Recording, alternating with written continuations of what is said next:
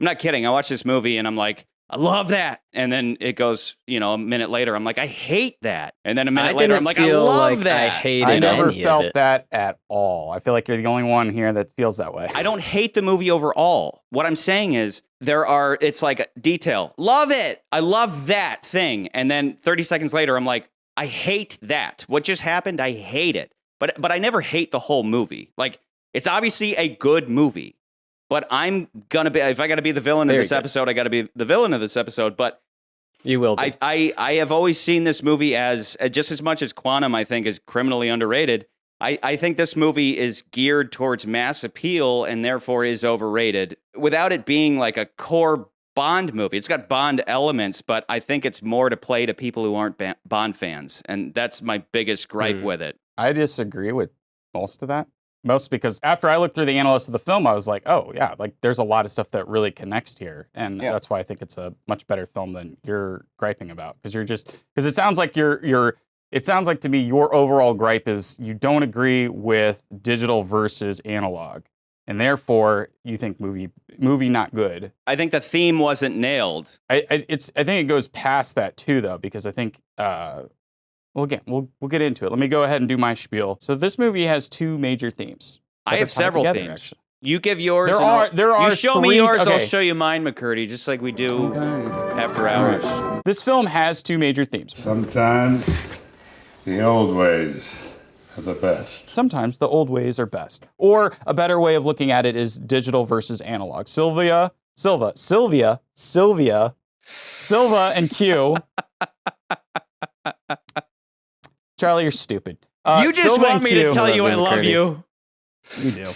He's using Silva and Q represent the digital age. I'll hazard I can do more damage on my laptop sitting in my pajamas before my first cup of Earl Grey than you can do in a year in the field. Destabilize a multinational by manipulating stocks. But easy. Both characters even point out how they can do incredible spycraft with just a touch of a button. Just point and click. However, they both aren't perfect and can overestimate their own abilities. Bond, M, and I'd also argue Mallory represent the analog. They are all from the old school days. I like even when they have Mallory brandishing a weapon. This film, much like GoldenEye and the post-Cold War, has to answer the question, what's the point of spies on the ground when we can get our intelligence or sabotage another country or group from a computer? And they even talk about this with, Sylvian mentions when he's talking about the computer, he's like, oh, I can, ruin a country's economy with just a couple clicks of the button. I can to the highest bidder send a drone. He talks about all that stuff. So I feel like it's very well covered. Like that to me is the reason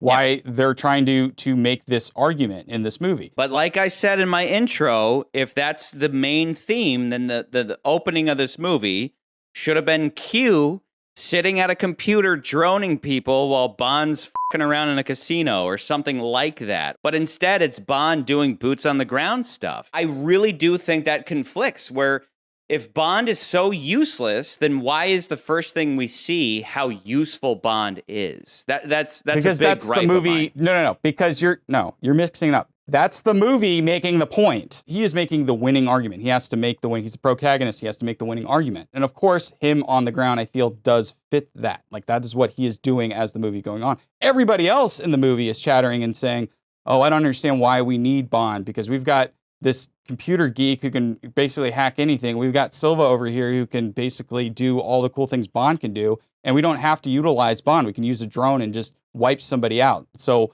what's the point of even having a guy on the ground? That's exactly what I'm saying. Show me that. Show me everything you just described, but that's not the beginning of the movie. The beginning of the movie is we have this hard drive, and they never go into it, and that's fine. What you have to accept when the movie begins is that for some reason there was some deal going on where there was a computer with a hard drive that had I'm going to call it the knock list. You lost the computer drive containing the identity of almost every NATO agent embedded in terrorist organizations across the globe, a list which, in the eyes of our allies, never existed. The knock list from Mission Impossible is it's got all these names of undercover agents. So let's just call it the knock list. So for some reason, there's a deal going on where the knock list was on a computer. It's never explained why it's there or why they would ever have this list. It's a MacGuffin. The knock list was on this computer hard drive, and the deal went bad, and Ronson's about to die, and we got to get after Patrice because he's got the list. But that's the thing, is that, like, you're automatically showing that there wasn't something digital happening in the beginning. It was physical. It was real world. It was Bond going after a guy. It wasn't Q. We didn't see Q being like, don't worry, M, I'm going to drone strike the train so that the list will be safe. Right. That would have set up this idea of the digital versus the real world, but we didn't have that. And that's not like a huge gripe. I'm not saying that's a movie killer. What I'm saying is if your theme is we no longer need boots on the ground, then the opener doesn't really showcase that. It kind of showcases why you should have more boots on the ground. Charlie, you're right. It doesn't necessarily open up that aspect of the movie, but it does set up motions of things in the plot that go towards that. But I think there's a stronger theme throughout this movie it's not the old ways die, it's not the digital analog thing. The other theme, I believe, is resurrection, which Bond even says explicitly in this film at one point in time. He says, Well, everybody needs a hobby. So what's yours? Resurrection. Yet, how does this all tie into the film? Well, it's obvious that at the beginning of the film, we see Bond get shot and die. And part of my own belief in headcanon is that he died in this movie, and then the next two films are just in his head. But that's something I thought about after I watched this movie. I was like, what if he died? What if he actually died? And the next two films, this is why this movie's secretly brilliant. No, this what you're describing is how they can bring Daniel Craig back for a sixth movie where he wakes up like, he's like, oh, I had a dream that Blofeld took over the world, and it's just like, now we can do whatever we want. Yeah. They de-age him, and they go back and make more interesting movies. But we also see Silva has been resurrected as well. Thought to have died, came back for revenge. This ties him and Bond even more than just fellow MI6 agents. I think even the destruction of Skyfall itself has symbolic meaning.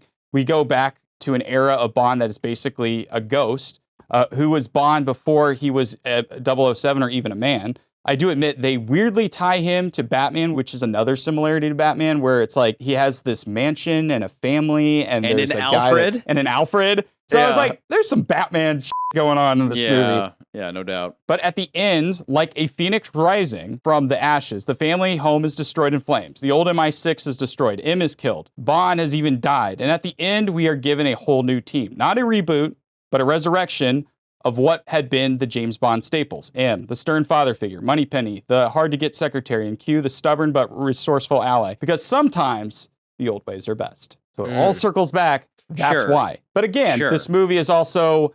But yeah, it's all circling back. Generally, like, I don't buy it. I just don't buy it in the end. And let me tell you why I don't. And it's because of everything I said in my opener. What the hell does James Bond have to do with messianic death and resurrection? Regardless of some jokes I may have made in the past. JB is in fact JC, James Christ, our Savior, who sacrifices a happy personal home life to save the world time and time and time again. GoldenEye and Casino Royale, the holy scriptures of Bond. Can I get an amen? Resurrection. This isn't Neo. This is James Bond. All of the resurrection elements are so self-aggrandizing and meta of the franchise itself rather than the specific story that they just come across as pretentious. Like this moment. You look the part now. What part's that? Old dog, new tricks. I get that it's probably the writers referring to the bulldog symbol, but the line doesn't make any contextual sense within the scene and sounds smarter than it actually is. I've always advocated for Bond movies to be smarter, but a return to the basics by way of a Phoenix Rising metaphor isn't smarter, it's just masturbatory. The Phoenix rebooted after bursting a flame! That's why you just hate Goldfinger. This is the M movie for me. This is not a movie about Bond or Silva. It's about how M has to be ruthless, just like Bond has to be ruthless. Right. She tells Bond, leave that guy, and he dies. She tells Moneypenny, pull the trigger, and gets Bond shot. She's in command. She calls the shots. Having to be ruthless like this is going to ruffle some feathers, and ruffles Silva's feathers. So Bond and Silva's backstories are nicely tied. They both were part of missions where M made a tough call, and they lost their lives because of it, yet both survived. The biggest difference is Bond has his sense of duty to his country, the mission. We've always talked about this. Charlie's brought it up numerous times. Bond is always about the mission. He's always about his country. Country. England. Silva, on the other hand, has always been out for himself and his ego ever since the beginning. I think this also kind of explains some of the weird things towards the end of the movie, because I do think some people would be like, well, why does he have to go and kill M? He does it because it's his own ego. He has to show everybody that he's doing this. There is also, of course, there's the mother-son component of this film, which is very obvious when you watch the movie. Look how hard you work. Mother. Silva's motivations isn't just to kill M, but to eviscerate her by destroying her reputation and getting the credit for it. This is where I feel like the knock list comes back into play, because what you realize is that the knock list motivates the government to be like, well, wait a minute, you guys are mismanaging this MI6 thing. Why are we even doing this now? Because we have another part of the government that's basically saying, like, we don't need this MI6 thing. This is like old school spy stuff. We need like the new age. So like back when Charlie was talking about the man with the golden gun and saying, oh, the man with the golden gun, he's ruining Bond's reputation. I don't see that in that movie. I do see it in this movie. No, he's not ruining it. He's challenging it. The death of 007. Mano a mano. A duel between titans. My golden gun against your Walther PPK. He's challenging it first and foremost. Whereas I get what you're saying, where he's trying to ruin M's reputation, and we see that because she literally goes on trial. I find it rather difficult to overlook the monumental security breaches and dead operatives for which you are almost single-handedly responsible. He's trying to discredit her entirely. But Scaramanga was like, everybody says you're the best. I'm going to come after you, and if I can kill you, then I'm the best. I think there's a that difference this there. story is more interesting than that one. And I agree, but specifically because of the one theme that I think they do nail. That, of course, being Emma's mother figure to Bond and Silva, who are both pissed she threw them under the bus. I love his story and his overall motivation and his constant references to M as mother, because it makes him and Bond the archetypal feuding brothers, the light side and the dark side, with M in the middle, Cain and Abel and all that. But M kind of sounds like an asshole. Bond has a history of operating beyond his brief. Would she ever give him up, right? So she says at one point, he was a brilliant agent, but he started operating beyond his brief, hacking the Chinese. The handover was coming up and they were onto him, so I gave him up. But we all know that Bond has done that a lot. Oh, all the time, like every movie. Every movie. And yet with this, it's like Silva did the same thing. And it was like, yeah, I sold him out because I got some other agents and everything worked out fine. And I'm sitting there and I hear that from M and I'm like, you deserve everything coming your way. Like if this was Bond, and thematically that's the point. But at the same time, it's like, yeah, here's what I think. That's kind of think bullshit. When they're talking about, so when if you remember in any other of the previous films, I think anytime he's operated outside of that, at the end of the day, she knows he's going to complete the mission. You knew I wouldn't let this drop, didn't you?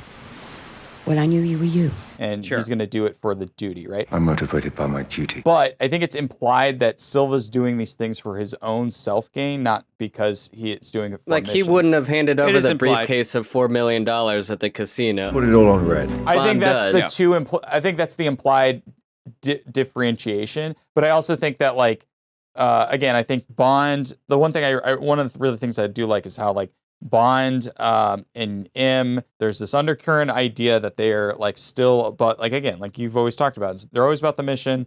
Mission comes first, country comes first. Like they are under country, right?